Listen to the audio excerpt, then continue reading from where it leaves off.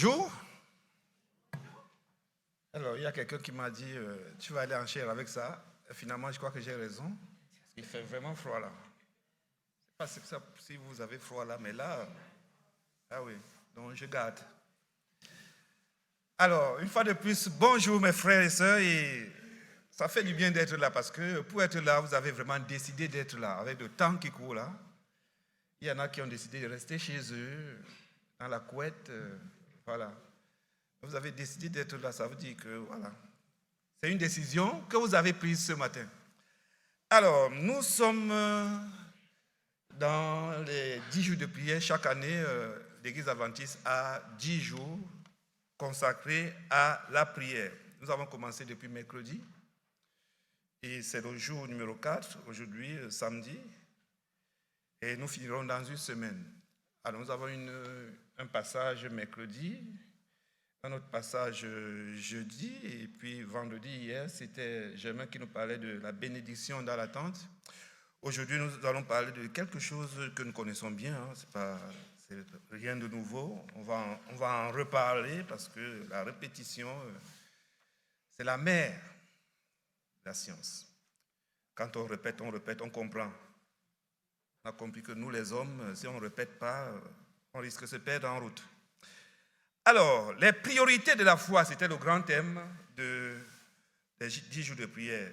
Et aujourd'hui, nous allons parler de la liberté d'une vie centrée sur la simplicité. Mais avant, le verset qui vous a été lu par Erika, c'est Matthieu 6, versets 16 et 18, qui a beaucoup d'enseignements pour nous ce matin. Bon, je vais essayer de m'atteler en 20 minutes à vous donner le nécessaire, l'essentiel, parce que Marie va s'occuper de la prière après. Ok, alors, avant, j'aimerais nous rappeler que nous sommes des hommes et des femmes de valeur.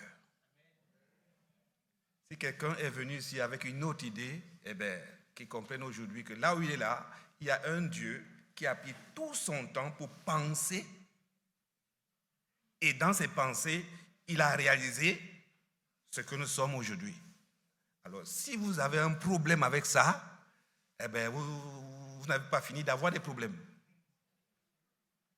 Donc, l'Éternel, dans ses pensées, il a dit, je vais créer. Et il a compris qu'il doit créer, et il l'a fait. Et son produit, c'est nous. Et il a toujours voulu avoir du temps dans la vie de ses enfants. Alors, quand il a pris le peuple d'Israël d'Égypte, il a pensé à créer une nation. Vous voyez, le peuple d'Israël, avec tout ce qu'il a donné comme loi dans le Pentateuque, c'est l'idée divine de ce que doit être une nation sur terre. C'est-à-dire, vous posez la question à Dieu, Seigneur, comment faire pour créer une nation? Israël. Vous voulez créer une nation? Eh bien, vous entrez dans le Pentateuque, vous avez la Constitution, les lois sanitaires, les lois, toutes les lois là, vous avez tout ça. Vous n'avez pas besoin de partir prendre un juriste qui va vous créer. Non, non, tout est là. Bon, en dehors de ce qu'on pense de la culture Israël, tout ça, les cultures, ça c'est autre chose. Mais ça c'est l'idée divine de la création d'une nation. Moïse s'est assis et Dieu a dit écris. Et Moïse a écrit. Va leur dire que c'est ce que je pense. Et la nation a été créée avec tout ce que cela comporte. Vous voyez, dans la vie d'un Israélite, dans toute l'année, que ce soit sur le plan de l'argent ou bien le plan du temps, Dieu a toujours une bonne part qui s'est réservée parce que sans cette part-là, il ne voit pas comment vous allez réussir dans la vie. Dans votre argent, il dit, la dîme, c'est pour moi.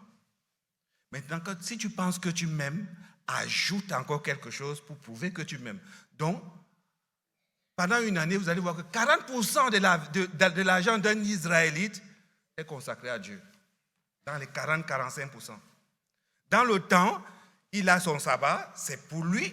Et dans la semaine, il y a un temps que vous pouvez juger, oui, je consacre ce temps-ci à Dieu. De n'importe comment, il veut de la présence dans nos vies. Avec cette présence-là, il est rassuré que nous pouvons bien marcher avec lui. Alors, c'est dans ce sens-là qu'on va parler ce matin. Pourquoi? Parce que dans notre vie de tous les jours, Aline, fait froid? Ah, d'accord. Alors, dans notre vie de tous les jours, nous avons besoin de quelque chose avec Dieu. Et il dit que le temps dont il a besoin, c'est quand on se met à part pour jeûner. Parce que, vous voyez, regardez les nations. Est-ce qu'il y a une nation encore sur cette terre qui a un temps pour Dieu? Non. Le temps de David est passé. David et les premières années de Salomon, c'était le peuple d'Israël qui était au top dans le monde entier. Mais après ça, on n'a plus eu de statistiques où le peuple d'Israël a été la nation phare dans le monde entier. Non. Après ça, ils étaient tous soumis jusqu'à aujourd'hui. Donc, Dieu ayant perdu sur le plan des nations et tout, puisqu'il dit c'est le prince de ce monde qui dirige ce monde, il veut parler à nous individuellement. Et dans cette démarche individuelle, il veut que nous ayons un temps pour lui. On va parler du jeûne ce matin. Entre autres, mais on va parler du jeûne. C'est un temps particulier. Dieu veut du temps dans nos vies. On est d'accord avec lui? Il veut qu'on lui consacre du temps avec lui. Est-ce qu'on est d'accord? Oui, vous êtes là. Donc, vous comprenez? Il a besoin de ce temps-là. Parce qu'en ce temps-là, il doit donner un peu de batterie pour donner de l'énergie. Il en a besoin. Et nous, bien plus. Le jeûne donc nous amène à quoi? À réserver un moment avec notre Dieu. Maintenant, nous on a un problème parce qu'en tant qu'humain, on aime beaucoup manger. C'est normal, hein? On aime manger, il y en a qui aiment beaucoup manger. Il y en a qui aiment seulement manger. Ouais. Il y en a pour qui manger, c'est très important. En fait, c'est comme s'il mange pour...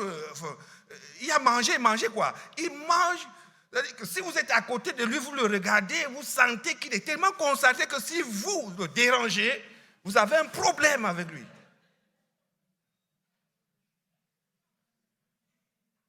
On dirait que sans ça, non. Et puis, le temps qu'il consacre pour manger, non, c'est autre chose ça, c'est autre chose.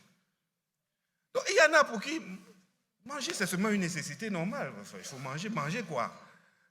C'est parce qu'il faut manger qu'il prend le temps de manger, sinon, s'il ne mange pas, ce n'est pas un problème. Le jeûne consiste à arrêter de manger. C'est quelque chose qui est tout à fait normal. Dieu dit qu'il faut manger pour avoir des forces et tout. Mais le jeûne consiste à arrêter de manger. C'est-à-dire que toutes les cellules de ton corps doivent souffrir pendant un certain temps. Souffrir pendant de ne pas être nourri et tout ça, parce que tu recherches quelque chose. Et parfois, ce n'est pas facile pour certains. Je ne sais pas s'il y a quelqu'un ici qui n'a jamais jeûné. Bon, je vous comprends. Pas vous trahir quand même. Au moins une personne ici a jeûné. Quand vous jeûnez, ça se passe comment? Il y a des moments où je ne jeûne pas, je peux passer toute la matinée jusque... Je n'ai pas envie de manger. Mais quand je décide que je veux jeûner, alors le ventre commence à faire grou. Vous voyez ça? Donc en fait, ce n'est pas une décision facile. C'est-à-dire que dès lors que le cerveau comprend que tu as pris la décision de te passer de la nourriture, eh bien, c'est là où tu vois toutes les tentations du monde. J'étais à l'université à Nanga, beaucoup d'universités adventistes, et je m'apprêtais à jeûner. Le jour avant, j'avais envie de jeûner, mais j'ai dit non, je vais commencer le lendemain. Mais le jour avant, je n'avais aucune tentation du tout. Mais quand j'ai décidé que je veux jeûner, j'avais ma belle-sœur qui était là, qui prépare de la bonne nourriture. En fait, il ne fallait pas que je sorte. Quand vous voulez jeûner, faites attention quand vous sortez. Parce que les tentations vont encore plus... Parce que quand tu passes à côté d'elle, ça cuisine seulement. Rien que ça cuisine, les odeurs qui sortent de là, tu regrettes pourquoi tu as décidé de jeûner ce jour. Vous voyez? Les odeurs, c'est-à-dire que tu sens que... Tu dis, comment? En fait, tu te dis, oh là là, j'ai pas bien décidé. Hein? Oui, parce que quoi? Parce que quand le corps n'est pas prêt à ça, c'est pas prêt à ça. Il vous faut bien une bonne dose d'esprit pour comprendre que non, j'ai décidé de jeûner, alors je me mets en condition pour le faire, quel que soit ce qui va arriver. Mais ce n'est pas une décision facile à prendre. Mais quand vous êtes déjà habitué au jeûne, ne jeûnez pas seulement, il faut que le jeûne soit accompagné de la prière, la lecture de la Bible. Pourquoi? Parce que quand vous arrêtez de nourrir le corps, il faut bien que l'esprit soit nourri. Et l'esprit doit être nourri avec une lecture assidue, profonde, méditative de la parole. Vous allez avoir l'impression que vous pouvez rester toute une journée, 2 jours, sans manger, si votre lecture quotidienne est animée de la présence de l'esprit. C'est ce qui amène les gens à faire 1 jour, 2 jours, 3 jours de jeûne. Certains même arrivent jusqu'à 7 jours. Bon, 40 jours, je ne sais pas ce que vous cherchez. Laissez ça à Jésus, c'est lui qui a réussi ça. Mais si vous voulez, hein, allez-y. Mais voilà, et puis dites-moi ce que vous voulez quand même. Quand vous décidez de faire 40 jours, ça veut dire qu'il y a un objectif qui est vraiment profond. C'est bon, je vous encourage. Mais le jeûne consiste à donner de la place à votre Dieu dans votre parcours. Il appelle à réserver un espace-temps pour se tourner vers Dieu. Jeûner, c'est choisir de se désencombrer son esprit pour faire une pause dans son quotidien en vue d'obtenir des bienfaits. Vous avez un objectif à atteindre. Vous voulez marcher avec Dieu. Et il vous a dit lui-même qu'il y a certaines prières qui ne peuvent être répondues que grâce au jeûne et à la prière. Et vous avez compris ça.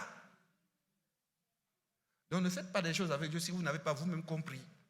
Vous avez compris ça, voilà pourquoi vous avez décidé de marcher avec lui, de le rechercher dans cet exercice.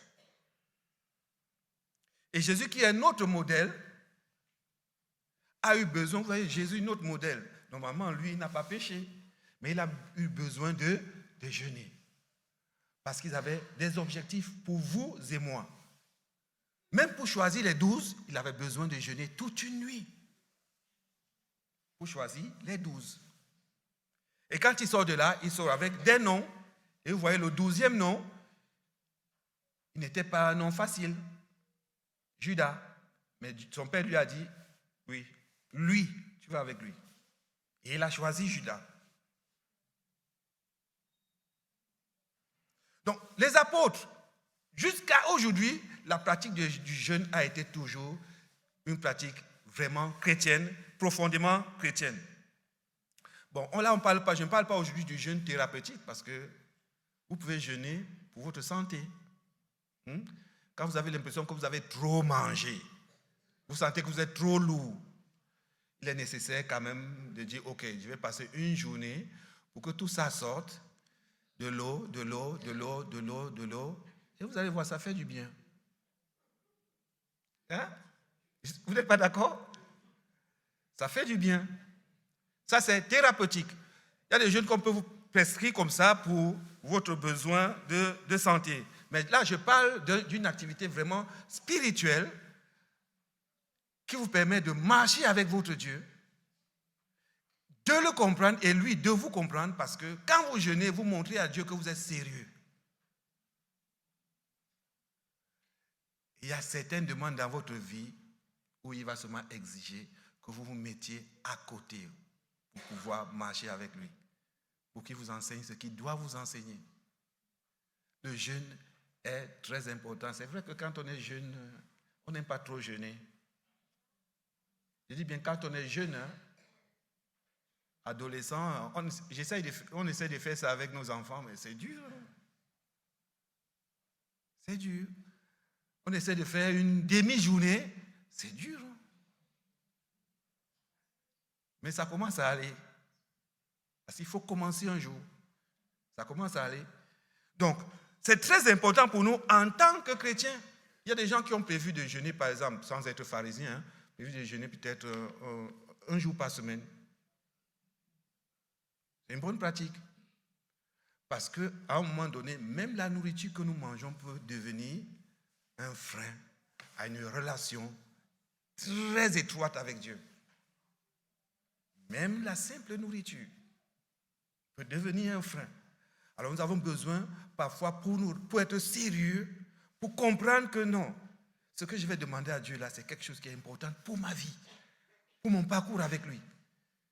Alors ça nécessite quand même que j'essaye de m'exercer dans ce sens.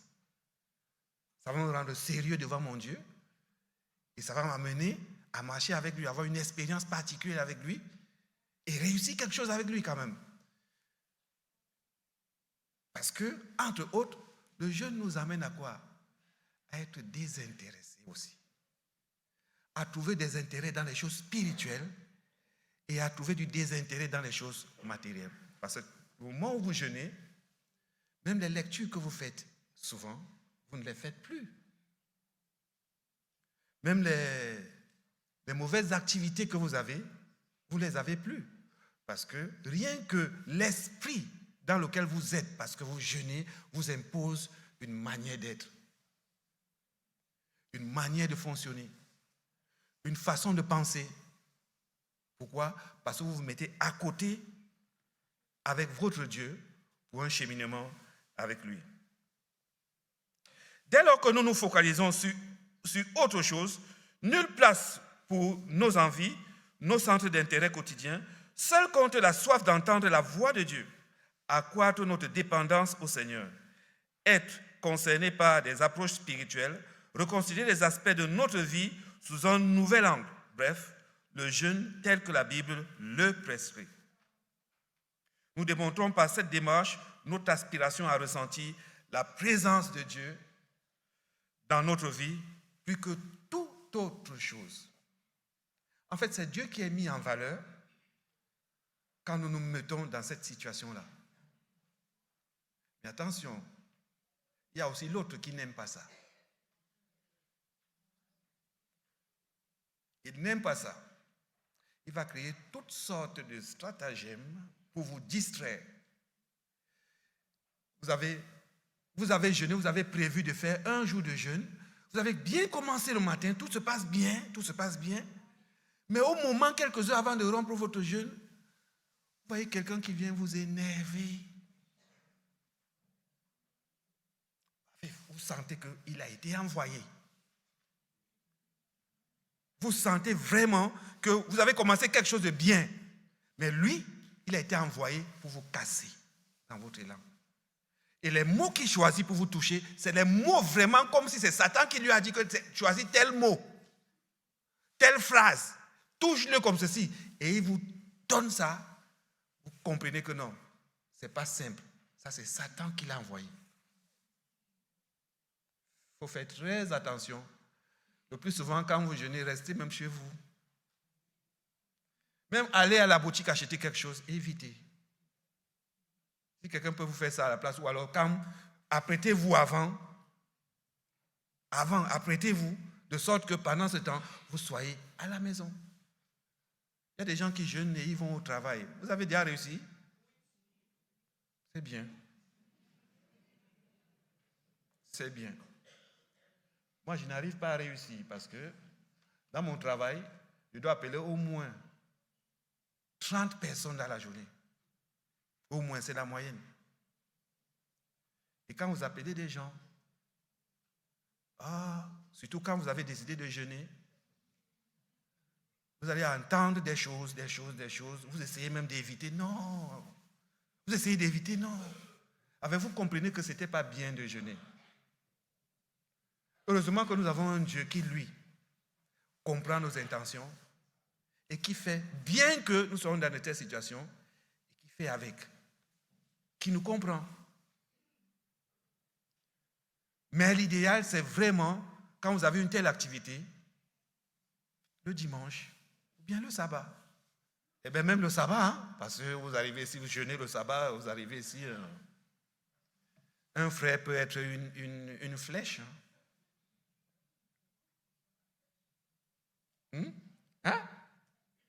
Il peut être une flèche qu'on vous envoie là.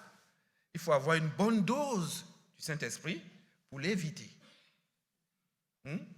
Donc, n'importe comment, ce n'est pas une activité que Satan veut que nous fassions, parce qu'il sait que quand on est dans une telle activité, nous nous rapprochons plus de l'Éternel et nous obtenons ce que nous demandons. Attention, le jeûne, ce n'est pas le talisman, ce n'est pas comme un talisman. J'ai eu une expérience quand j'étais jeune, nous avons un petit groupe de JA, et dans ce groupe-là, pour nous, le jeûne, c'était tu jeûnes, tu as la réponse. Ah, j'ai un tel problème, mais il faut jeûner. Ah, j'ai tel problème, mais non, il faut jeûner, mon frère, il faut jeûner, tu auras la réponse. Et là, on jeûnait pour avoir la réponse. Vous avez dans un petit groupe, il y a tous les meneurs, il y a tous les gens qui sont moyens, il y a tous qui sont à la traîne. Alors, j'avais un cousin qui était meneur. Pour lui, le jeûne, c'est waouh. C'était quelque chose de bien, quoi. Alors, il était amoureux d'une autre JA. Lui, il était amoureux dans son coin. JA aussi l'aimait, avait de l'estime et tout. Mais lui pensait mariage, mais elle ne pensait pas mariage. Elle pensait simple amitié, qu'on voit, c'est un frère. Alors, il nous pose le problème, il dit, mais jeûner. Il faut jeûner. Peut-être que Dieu va... Alors, ils ont jeûné, sauf que le frère, Dieu lui a dit que c'est sa femme. La sœur, Dieu ne lui a pas dit. Alors, il vient nous dire, je vois la sœur, il dit, tu as jeûné? Oui. Et Dieu t'a dit quoi? Il dit, non, il ne m'a rien dit. Alors, Dieu manque à quelqu'un.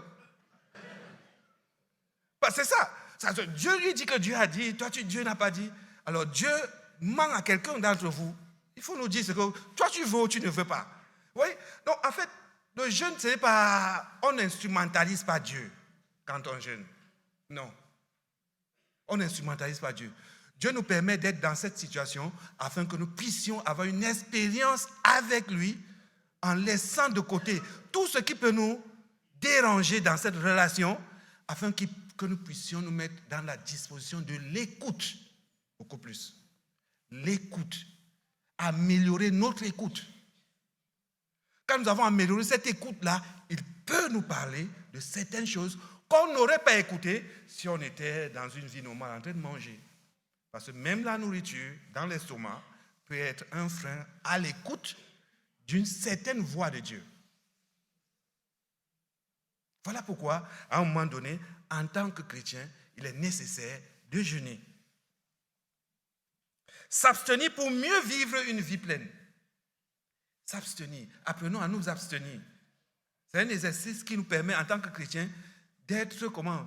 Il y a une valeur très importante dans Matthieu 5, verset 22. C'est quoi? C'est le fruit de l'esprit, c'est l'amour, la paix, la bonté, la quoi? La maîtrise de soi, mais il y a une autre. La tempérance. La tempérance. Oui, ce sont des valeurs qui sont très importantes pour nous en tant que chrétiens et qui nous aident dans notre cheminement avec Dieu.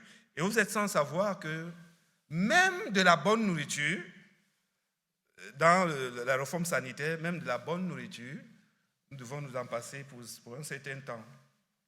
Donc, chacun a son avis là-dessus. Peut-être tout le monde n'est pas d'accord, mais c'est très important quand même. Alors, j'ai retenu une petite lecture là pour nous, dans l'esprit de prophétie, dans les 10 jours de prière. Après ça, Marie, tu t'apprêtes pour... Voilà. Alors, nous nous encourageons pendant ces 10 jours de jeûne, de jeûner selon vos possibilités. Nous vous encourageons pendant ces 10 jours à jeûner selon vos possibilités physiques, comme l'a fait Daniel. Commencer l'année par la prière et le jeûne est une façon merveilleuse de consacrer nos vies à Dieu pour l'année à venir. La sœur White dit, dès maintenant et jusqu'à la fin des temps, le peuple de Dieu doit être plus fervent, plus vigilant, se confiant non dans sa propre sagesse, mais à la sagesse de son chef, de Christ. Il doit consacrer certains jours au jeûne et à la prière. Une abstention totale de nourriture ne lui sera peut-être pas demandé, mais il devra user modérément d'aliments naturels et sains. Nous avons lu dans la Bible que Daniel a mangé des fruits et des légumes pendant 10 jours. Nous vous encourageons également à adopter un régime alimentaire très simple pendant ces 10 jours. Si nous voulons avoir l'esprit plus clair pour entendre la voix de Dieu et si nous voulons nous rapprocher de lui, nous devons nous assurer que notre alimentation ne fait pas obstacle. Nous devons nous en assurer. Le jeûne ne consiste pas seulement à s'abstenir de manger, cessons pour ce temps particulier de nous focaliser sur ce qui mobilise nos esprits en permanence et dévore notre temps. En bref, offrons davantage de temps au Seigneur. Le jeûne n'est pas un moyen rapide d'obtenir un miracle de Dieu. Le jeûne a pour but de nous humilier afin que Dieu puisse travailler en nous et à travers nous. Rapprochons-nous de lui par la prière et le jeûne et il se rapprochera de nous. Amen. C'est difficile à comprendre, difficile à appliquer. N'importe comment, l'Éternel qui nous connaît est celui qui va nous accompagner de sorte que nous puissions avoir cette expérience avec lui et pour lui. Je vous assure, à la fin, c'est nous qui gagnons. C'est nous qui gagnons. Donc, je reprends le verset qui nous dit « Lorsque vous jeûnez, ne prenez pas un air sombre, comme les hypocrites. » Ah, tu jeûnes, il faut que tout le monde sache que tu jeûnes. Alors, tu deviens malade. Tu deviens malade. Mon frère, qu'est-ce que ça va pas? Non. Non. Pourquoi? Parce que tu as perdu de la force. Pourquoi? Parce que tu jeûnes. Non. Qu'est-ce qu'on nous dit là? Ils abordent un visage défait pour montrer qu'ils jeûnent. Donc, en fait, ne montrez pas aux gens que vous jeûnez. Amen, je vous le dis. En vérité, je vous le dis, ils ont leur récompense. Ça veut dire que si vous jeûnez et que c'est horizontal, c'est-à-dire que vous montrez aux hommes que vous jeûnez, Dieu dit que vous avez gagné ce que vous cherchez. Donc, vous n'avez plus part avec lui. C'est dur, hein? Donc, vous passez le temps à vous abstenir de nourriture pour ce résultat-là. Ah non. Non. Ça, c'est une perte de temps. Donc, il dit ceci. Je vous le dis, ils ont leur récompense. Mais toi, quand tu jeûnes, parfume-toi. Qui l'a déjà fait? De mettre le parfum sur lui quand il jeûne. Waouh. Parfume-toi la tête et lave-toi le visage. Oui. Il faut être... voilà. Afin de ne pas montrer que tu jeûnes. Et ton Père, qui voit dans le secret, te le rendra. Alors, Dieu veut que ce soit un secret entre toi et lui. Le jeûne. Un secret entre vous deux complices qui sont en train de cheminer. C'est vrai, on dit souvent, l'église va jeûner. Ce n'est pas de ça qu'il s'agit. Hein? L'église va jeûner, oui, vous êtes dans, oui, l'église va jeûner, oui. Mais là, il s'agit de quelque chose de personnel, intime, tout ça. Quand vous jeûnez, c'est avec votre Dieu, vous deux. Vous deux, avec votre Dieu. Donc, avec ce verset, nous allons donc prier. Marie, tu vas nous accompagner dans la prière. Et dans la prière,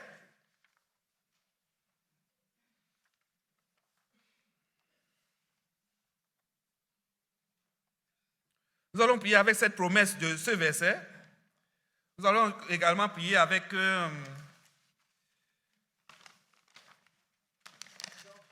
oui. Oui. Comment? Quand c'est oui. Ça se passe normalement. Ça se passe normalement, oui. Parce que quand c'est le jeûne de l'église programme un jeûne, ben vous vous mettez en jeûne. Mais ce n'est pas aussi restrictif que le jeûne individuel. Bien sûr, oui, je suis d'accord avec toi. Oui, bien sûr, je suis d'accord. Oui. Mais quand l'église jeûne, c'est pour un objectif global. Mais vous avez vos problèmes dans votre vie personnelle. Voilà, c'est aussi ça. Il y a une dimension personnelle, celle qu'on nous fait ressortir ici. Mais également, il y a cette dimension collective qui demande à ce que les sujets soient collectifs aussi, l'unité de l'Église, les programmes de l'Église, la bonne marche de l'Église, bien sûr, qui est dépendante déjà de notre niveau spirituel personnel. Oui. Si sur le plan personnel ça ne va pas, eh bien, vous êtes un problème pour l'Église, hein, sur le plan général. Donc, il faut aussi voir ça. Oui, Marie?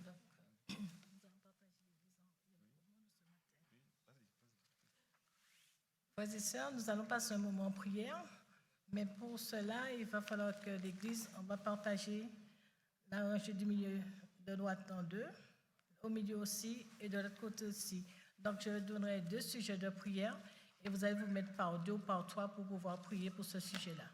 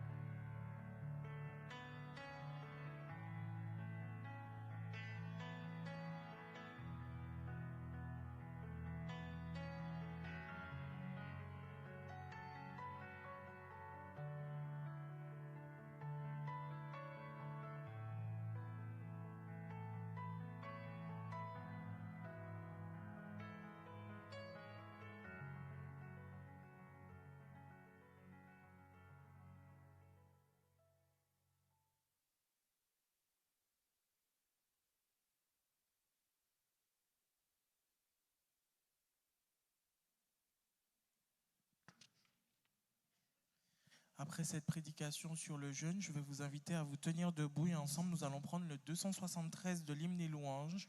Seigneur, je n'ai rien à t'offrir qu'un cœur fatigué de souffrir.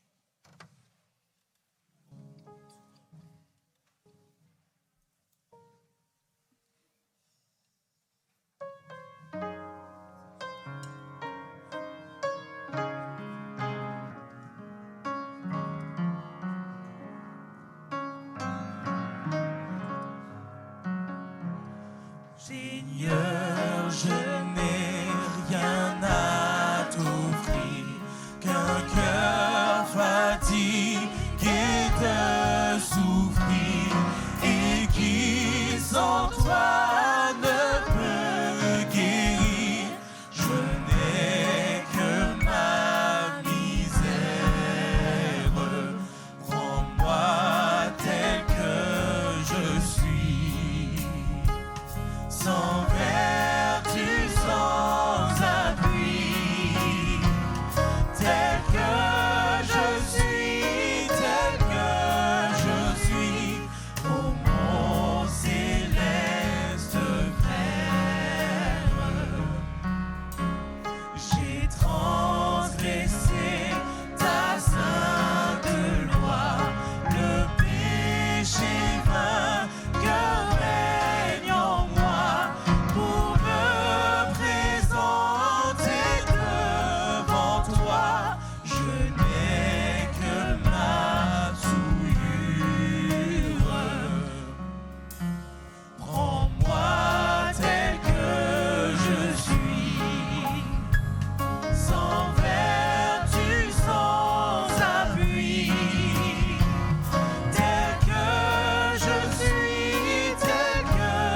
je suis, lave mon âme impure. Faible est ma chair, faible est mon cœur, pour repousser le tentateur. Ô mon divin libérateur, je n'ai que ma faiblesse. Prends-moi tel que je suis, sans vertu, sans appui, tel que je suis, subviens à ma détresse. Ton sang versé me blanchira, ton Saint-Esprit m'affranchira, ta richesse m'enrichira, ô mon céleste Maître. Prends-moi vers les pécheurs, sans vertu ni vigueur. Ô mon sauveur, en moi vainqueur, et tel que je dois être.